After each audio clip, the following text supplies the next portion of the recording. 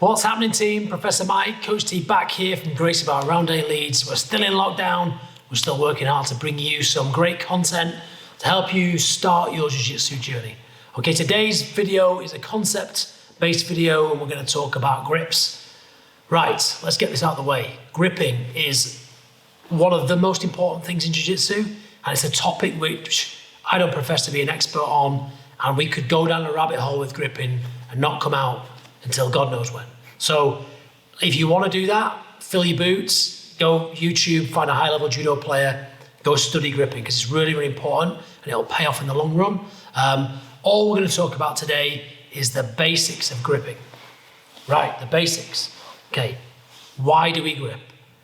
Number one, we have to take a grip on our opponent if we want to do anything to them. Right, what we can't do is stay at range, no one touches anyone. That's not jiu-jitsu.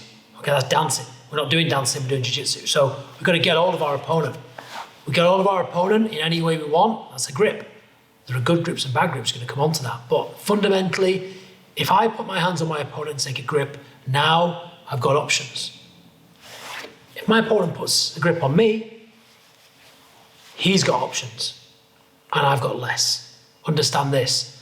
Whoever gets their grips first has an advantage. You don't have to accept this, all right? If I don't want him to grip me here, I'm gonna take it off and I'm gonna get a grip of my own, all right? He maybe doesn't want this grip. He might break it and he might re-grip, and this is the game, all right? Until we get to a point where we get the ideal grips we want and then we go.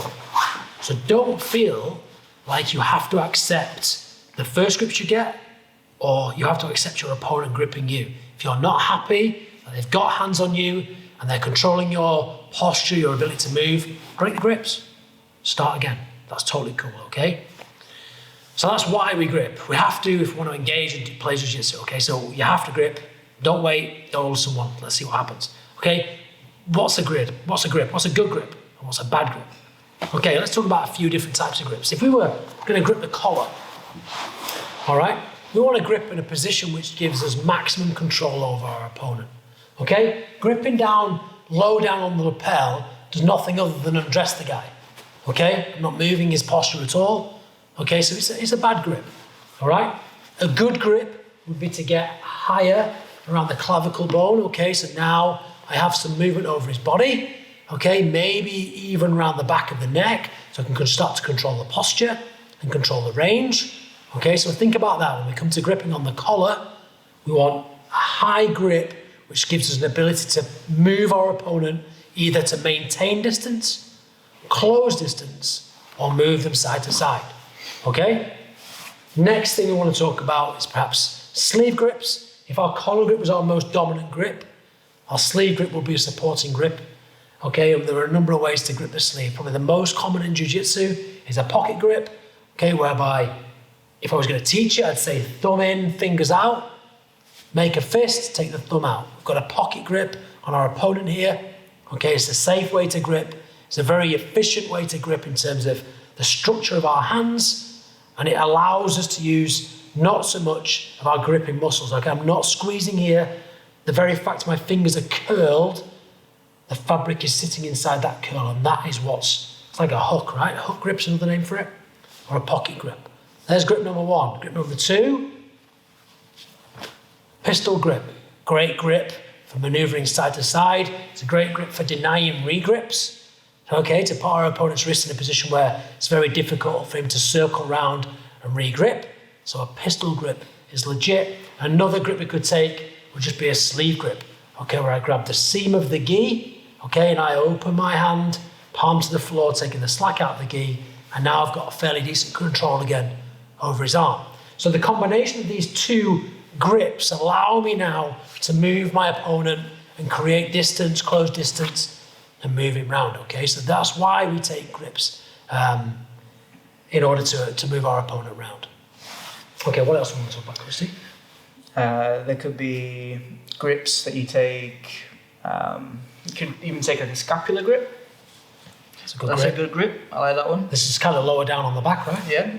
You could even take, if you're getting a bit more advanced and you do end up pulling out you train your partner's lapels. There's lower lapel grips. You might go into some different guards you can use here. Some more That's a tough grip to break too, right? Yeah, this is especially if it's low down here, where they can't play with the end of that lapel. If it's a bit too low, you can just pull that out.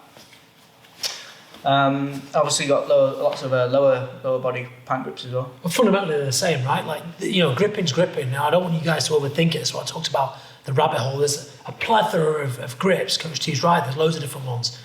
But if you're beginning jiu-jitsu, don't worry about that.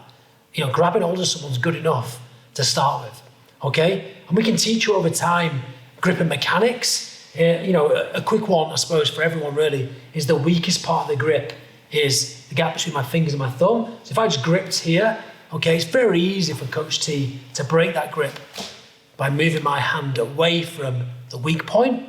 But a simple adjustment, maybe of turning my wrist up to the sky, makes this a much harder grip to break. And when you start to look at more advanced gripping strategies, this kind of thing makes all the difference.